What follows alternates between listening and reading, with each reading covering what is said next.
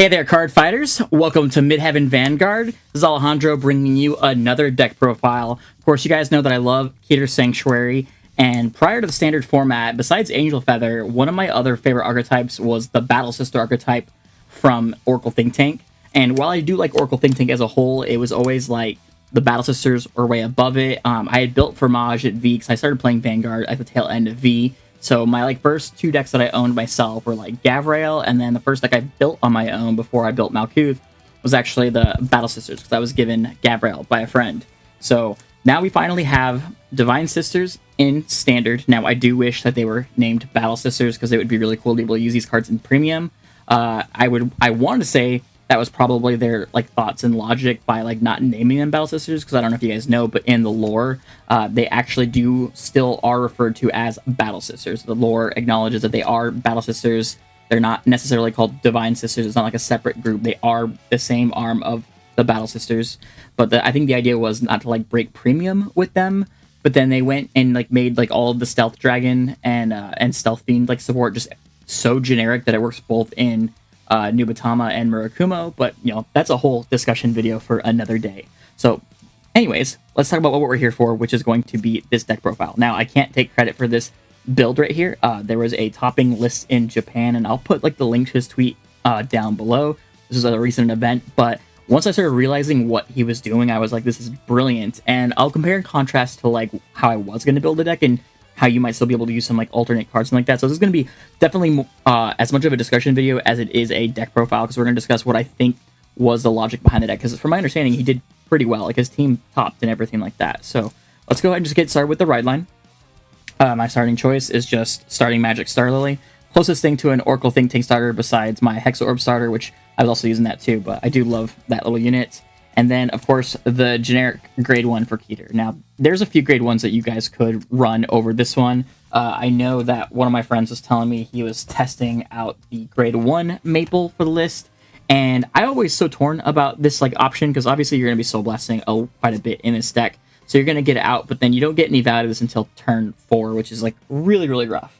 But with Tranquilia, you have to reveal 3 different grades in your hand, so you're giving your opponent information. What if the only grade 0 you have is your over trigger? Right now, your opponent knows hey, I can no guard your Vanguard safely without worrying you hitting me with this and that, kind of sort of things like that. Plus, you might clog your hand, you might not have resources you want to discard and things like that.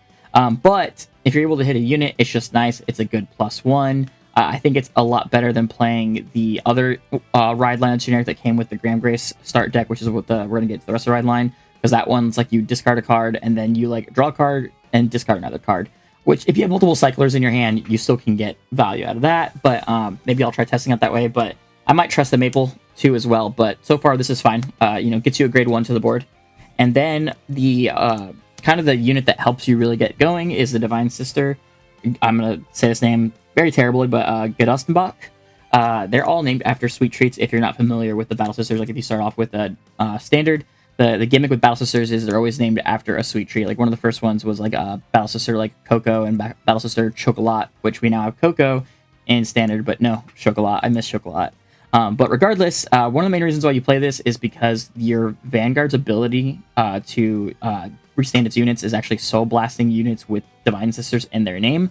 So part of the ride line gets us right into Soul. And then secondly, her effect isn't terrible, actually. It's when you would ride from the ride deck, you can Soul Blast one instead of choosing a card from your hand to discard it. So you get to keep a little bit more in hand, or even use more to guard up early. So not a bad, decent value. There are some times where I'm experimenting with it where I'm oh, am I Soul Blasting too much too early? But after your first grade return, you start putting a lot of cards in Soul, especially after Persona Ride, you get a lot of value into Soul. And then lastly, we'll talk about the Vanguard here. So this is Divine Sister Arrozconleche. So she's got a couple of different skills. So her first one is to Counterblast 1, check top 7 cards of your deck. You choose 2 cards of Divine Sister from among them, reveal them. You choose one of the cards from among them, real cards to be put in your hand, and then you call the remaining to the rearguard circle. And this is kind of the important part. You put the rest on the bottom of your deck in any order.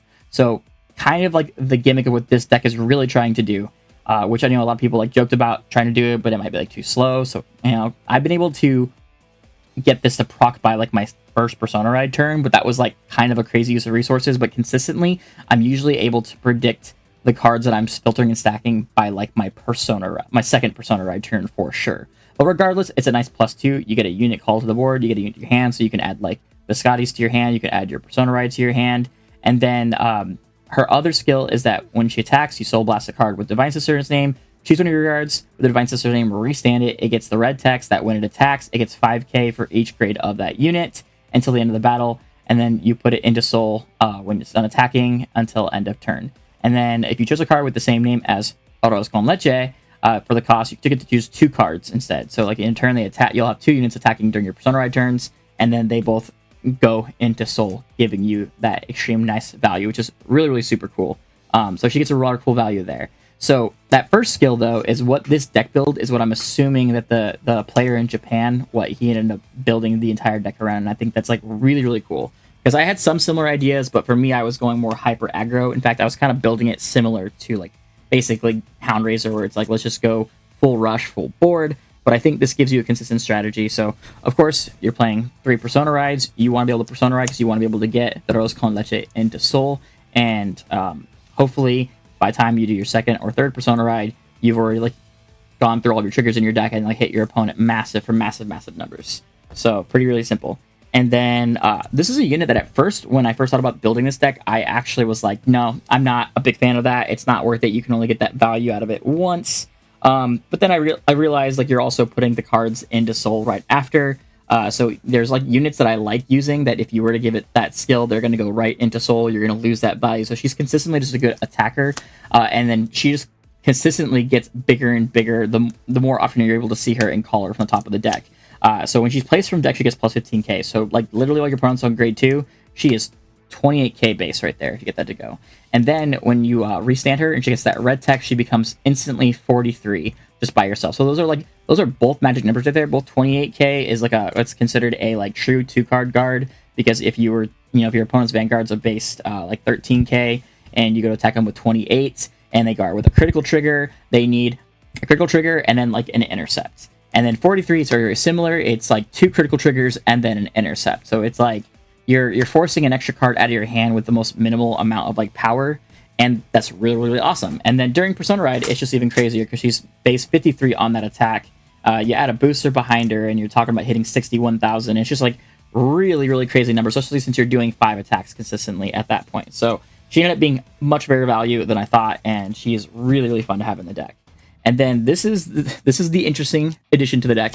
1 copy of Rezael. And of course, I think one of the reasons for that is like, let's say like you're in a situation where you're like, hey, like I have decompressed my deck out of a lot of its triggers. I know that there's not much on the bottom of the deck, and there's really not much more I can do, or I don't have a Persona Ride in my hand and I need to be able to close out the game and kill my opponent. Well, then you could just break ride into Rezael, activate the Divine skill, and then because he's so generic, you just like counterblast 1, like, yeah, that turn you're going to get triple, you're going to 3 drive checks, and you call 2 units from your drop. You can get 4 attacks, 5 attacks, and most of the cards we're playing in the deck are going to be generic. Now, obviously, at that point, you're not going to be able to Persona Ride, so you won't be able to activate like any of the like the Cycler units that have that like Persona Ride type skill. But still, cool, big attack, good weight emergency card. I haven't actually got to proc this in a game yet, because usually either A, I'm losing, or B, I'm killing my opponent like by like predicting my over trigger against them. So it's more playtesting will happen, but it's such a cool and interesting idea. But let me get to the grade 2s. Now, this is what surprised me with this person's deck list was actually the little amount of Divine Sisters that are in the deck. Now, there's still a lot, and you're still always going to usually be hitting on them, but these cards still enable you the game plan of what the deck wants to do. So it isn't just about the Divine Sisters. It's about the ability of like filtering, stacking, bottom decking, and predicting your triggers. So Spiral Cutie Angel, now in his list, he has this at 2. I bumped it to 3, and the only reason why is because there is a unit that is from the, I think it's Special Collection that's like coming out that we don't have yet. I don't remember the name of the unit, but it's like the Limit Break Dragon that when you have 4 cards in your damage zone, I know you get to like look at the top part of the deck and like filter, and it gains like shield and things like that too. But it's just a one-of, so I just figured I'll bump up the Spiral Cutie Angel to 3. I tried doing another card I'll talk about later to 2, but I think this just like works out better for what the deck wants to do, especially when you get the Persona Ride and you have extra counterblast. Well, then you can counterblast, look top 2, put a card in your hand, you get to put the other card on top or bottom of the deck, so that way you can get those extra trigger pressures, and also, more importantly, dig to where you might think cards are in your deck. And then, of course, this is the MVP of the deck, Biscotti. You love to see her on the ride-up. You love to see her, during your Persona Ride. You even don't mind seeing her on your first grade 3 turn, because if you already have like your Persona Ride in your hand, you can call another Divine Sister and then add this to your hand. So she provides the most utility. She is like when discarded during ride phase, Counterblast 1 or Energy Blast 3 to draw a card. And then when placed during, if you Persona Road, when placed, you can either Counterblast or Energy Blast 3 again, look at the top 3 cards of the deck. You can, you'll put a card on top of the deck, and then if it's the battle phase, you can only leave it on top, but if it's during the main phase, you're able to actually call it. So that's a really cool thing about this card, was that it helps you either build board, but also, more importantly, it takes 3 cards, filters 1, and then puts the rest of the bottom of the deck, so that way you get to your start and end point. And I'll get to why you're able to do that really consistently. And then this is Long to Shot, and again, this is a card I originally wasn't gonna like think too much about. It's a card I know exists. It's a card that's like been used in Keter decks before. But in my original build that I had, I was thinking more like proactively. I was thinking more utility based, and this is, I mean, this is still utility based, but I was meaning so like combos on the field. You'll see. I'll show you what I mean. This card is just good. Always. It's not like amazing. It doesn't progress your game plan. It doesn't help you filter or dig through your deck. But what it does do is that it gains boost. So it does not matter if you see this on the top and you already have like grade 2s, you have a grade 3 attacker on the field already. Well, you just call her out and she's a 15k booster. So she's just super, super nice because you're going to get that grade 3 in soul pretty much immediately. So like, you know, obviously during your Persona ride, but also let's say your first turn, grade 3 turn, you attack with that grade 3. She has to go right into soul after she restands, and then boom, suddenly now this card's picking up 5k. You maybe have had it behind something else, or maybe it's in the attacking front row, so that way it still gets some value. So if your opponent's on grade 3, it can still hit if you went second, different things like that. And then this is going to be kind of a tease of what I'm talking about, but with this particular card, this is actually 4 different printings. I have like the frame rare, I have the set 7 base rarity version, I have the Graham Grace deck set version, and then this is like the promo version that they released. And I'm actually considering doing that to more cards in the deck. But this is what kind of got me to realize something that he was doing in his build, which was really, really cool. Now let's get into the grade 1s. Let's go ahead and talk about Topaz. Topaz was also on his list. Now, at first I was like, well, you don't want to like shuffle the deck. Now, let's say you're in a situation where you put a bunch of heal triggers at the bottom of your deck because like you can't stack the deck with using the Divine Sister skill. She's just stacking them in reverse order. And you're like, man, over triggers in the bottom, all my heal triggers in the bottom. Well, you can go ahead and proc this skill, check top 5 cards of your deck, call a card, build your board, thin it out, and then reshuffle it, and it kind of reorients things. But I also think more importantly, it's just a 20k shield. You're soul blasting your soul out pretty fast in the deck, especially since you can soul blast to like ride. So it's a pretty good 20k shield because you want to be able to stay alive to get to your win condition, which is ultimately going to be where you start stacking your deck during your first grade 3 turn, give or take. So Topaz, good addition. I like high beasts. And then, before I get into the last Divine Sister, let me talk about the interesting choice that made me go, huh? This is a unit that I love Angel Feather, so I was like, and angels with pink hair specifically. My hair is even pink right now. But this is Forceps Angel. She has a skill that if you Persona Roll this turn, Counterblast 1, check the top 3 cards of your deck, choose up to 1 grade 3 or less unit from among them, call to the rear guard, put this on the bottom deck in any order, and it gets plus 10k. So it ends up becoming an 18k booster. So not like the super best board building card, but it does essentially like what your Vanguard is doing, but like on a smaller scale. So it can't stack the top card of the deck, but it can help you build your reinforcements, build bigger boards, becomes a huge booster behind like your Vanguard or one of your rear guards that's freestanding, which numbers are incredibly important in this. But it's also ultimately getting you to your goal of trying to like get to the where you start stacking cards. Like for example, a game I was playtesting, I was able to get to my Persona ride, my first Persona ride, getting to my over trigger with like 4 crits while having 2 grade 3s on board, because I took a bunch of damage and then I used like one of these to call one of these, to use this one to call another card. And by doing that, I had put like 5 cards at the bottom of the deck with my Vanguard skill, and then I put like, you know, 2, another 6 cards to the bottom of my deck, which usually about, like, that's why I was saying by like your next Persona ride, right? It's usually that 5 cards you're kind of putting there. 5 cards, 5 cards, 5 cards. By that point, with how much damage you've taken, cards you've drawn, other cards you use like Biscotti and things like that, there's that kind of like, there's probably some math behind it, but probably like 5 to 7 cards at the bottom of the deck every turn would normally get you to like your second Persona ride hitting cards that you know where you're stacking them at. But if you can do like 2 or 3 of these in a turn, then you're kind of getting to that on your second Persona ride. But that's a lot of counterblast, which is why we have a particular regular piece that we're playing. And then I do have an interesting alternate version that I might also try out in what was in my original build. But this is another card too. It's also really interesting. This is Divine Sister Tartine. She is pretty simple. She is from set 1, not Divine set 1. She is from set 1. And I'm so glad that I have a full foil set, because like I said, I like Battle Sisters, so I've actually like picked up all these as like staples a long time ago in like bulk, like super cheap. I mean, it's the card's super cheap anyways. It's a rare normally, but her skill is when placed in a rearguard circle, Soul Blast and rest it. So again, incredibly archaic. Look at the top 2 cards of your deck, choose 1 card from among them, put on top of your deck, put the rest on the bottom of your deck. So this does 2 things. One, it just gets another card to the bottom of your deck, getting you to that win condition. But then also, it's got the potential to make sure that you're hitting a trigger. So if you see 2 cards, one's a trigger, one's not a trigger, put the one that's on a trigger to the bottom of the deck, put the trigger that's on top. That way you're still at least hitting triggers while you're doing your big strategy of reverse stacking your deck. So really, really cool card. I love her. Now, before I get into like the orders and the triggers, which is like a big discussion in the video, I kind of want to show off something that the packages that I was really liking in my build, and I may try to find a way to build them. So I'm a big fan of this like trio, and I think in my build I had them as 3 ofs, which is why there are 3 ofs here. But they're like really cute. They all match each other. I'm a big fan of these like little packages like this. I think like every nation has like one. Like Brandgate has like the maids, and which is why I think we did a video on the channel that was like generic our quick start decks, but it like featured like the Battle Sisters, and then like Jack's deck featured the maid sisters. But every nation usually has something similar to this. I think like Stoicheia has like a mega colony one. But they all kind of support and benefit each other. So Amaretti gives 5k to both Castella and Sipome. So these 2 right here. So these get really big. And while this is only 7k base, this is only 9k base. When Castella is being boosted by Sipome, she gets plus 2k. That makes it back to like regular numbers. And then more importantly, and this is one of the reasons why I'm kind of want to consider still trying these out in the deck, is that when you attack with these 2, you can look you're able to draw a card and then choose a card from hand and put the bottom of the deck. So you're able to effectively kind of put some triggers back in the deck. The only thing is because you're not ever really shuffling the deck, you're not mixing up those triggers, so it could be even longer before you see them. But you're also drawing and filtering for cards. And then also technically you can on-play Soul Blast 2 to the top 7 to try to call one of these. Then you shuffle, which is why you would never want to proc that skill. The only thing that makes it really difficult to run these cards is because that when you do restand your units using your Vanguard's ability, they have to go right into Soul. So let's say you're using her because she picks up 15k when she restands. You lose her, immediately lose the power bonus from these. Or let's say you decide, you know what, I get better value out of doing this twice because that on-attack skill isn't even like once per turn. They get the plus 2k, they keep it, and then they attack again because it's an auto skill, get another 2k, and they're also able to draw and like bottom deck cards like twice. So you could technically, you know, get cards without using to the bottom of the deck without using a counterblast with these units. But then once you do that, you only get 4 attacks, and then you'd be putting these into the into Soul. So I think it's a cute little combo. I still think they're a fun way to play the deck.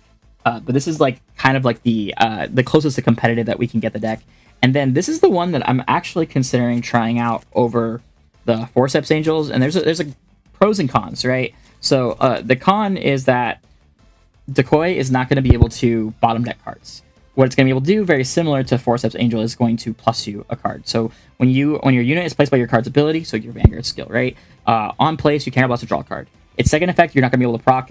If it was placed by Soul Rhyron, that placed unit would get 5k, but your Vanguard's not Soul Rhyron. Your Vanguard is a Divine Sister. But the reason why you would play her is because you want to be able to try to draw cards, right? Get cards in hand. And then on top of that, she's a Divine Sister, so she can be added by your Vanguard skill and technically be chosen by your Vanguard as well. But I think just personally, it's probably best to try this little package out just because of the ability to keep reverse second the deck. But it's something I'm going to worth trying. I had her in my original build, but my original build was not focused on hyper bottom decking things like this one is. And then before I get into triggers, there is 2 orders you play, Heavenly Bright and Radiance Caliburn.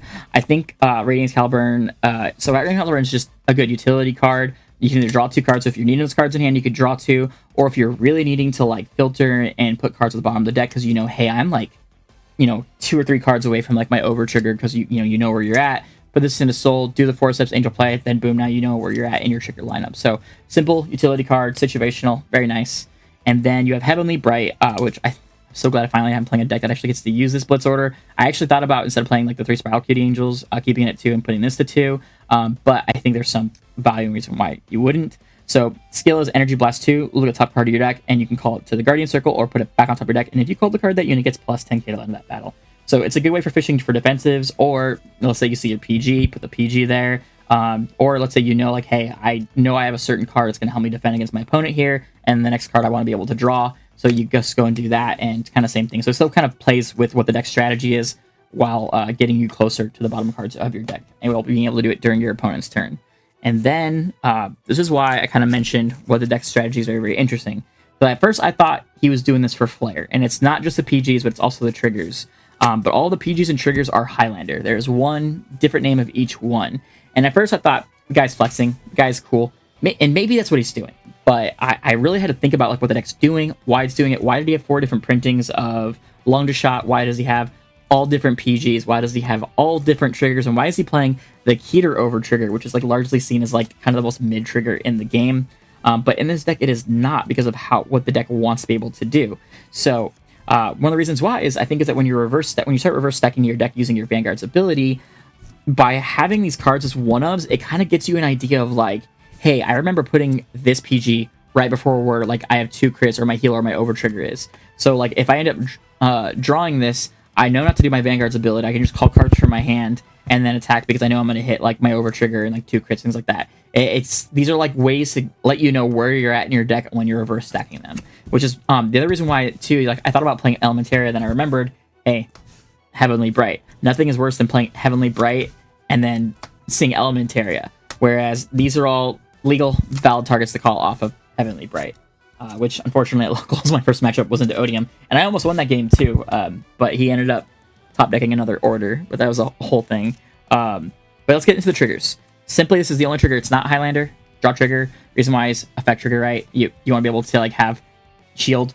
And the reason for the draw trigger, not the front trigger, is you're already hitting really good numbers with your units. But secondly, also you just really desperately need pieces, and also you're trying to get to your deck as fast as you can. So if by drawing that's 2 cards. You hit one in the damage zone, or you hit one off a drive check. Well, it just got you an extra card in your hand. It just got you to the bottom of your deck even faster. So it still gives you more ideas of where to be able to hit. So draw triggers, nice and easy, fancy, fancy, fancy. And then I'll show you the crits because it's 8 different crits. And again, it's for that exact reason of trying to be able to tell where you're currently at in your deck. And I just thought that was absolutely brilliant. It was really, really fun. And then same thing with the heal triggers too. He had 4 different heal triggers, including 2 of them being like the effect triggers. So here's 2 of my effects, and then here's 2 effect heal triggers, which, funny enough, actually kind of came up because of playing against like Alicia Fell.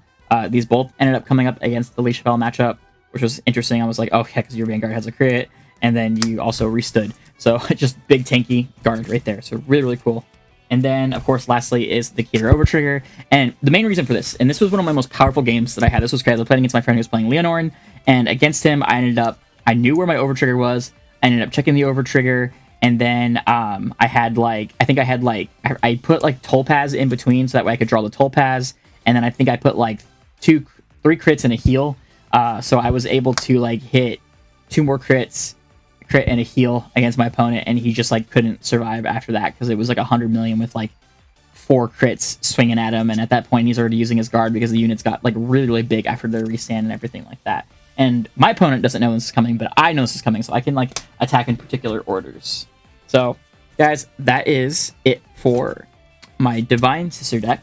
We're gonna hopefully find a way to do a lore video. There's a really cute part in the lore where that Divine Sister like trio ends up like teaming up with Eugene, so maybe there's something with there. We don't have Eugene, but our friends do. And we do have more content we're planning on doing. We actually have a new voice actor that we're going to be working with to help Jack out on the voice acting, so we're super excited. Won't debut who that is, but that video I'm really excited. I've already started doing the comic for it and got it script written. I got the thumbnail artwork already done. And yeah, and if you guys want to see more content, you want to see more decks, let us know. We want to try to do more Deer Day stuff too. We've just been super, super busy with life and card games, and we've got set 8 coming out. So thank you guys so much for tuning in and stopping by.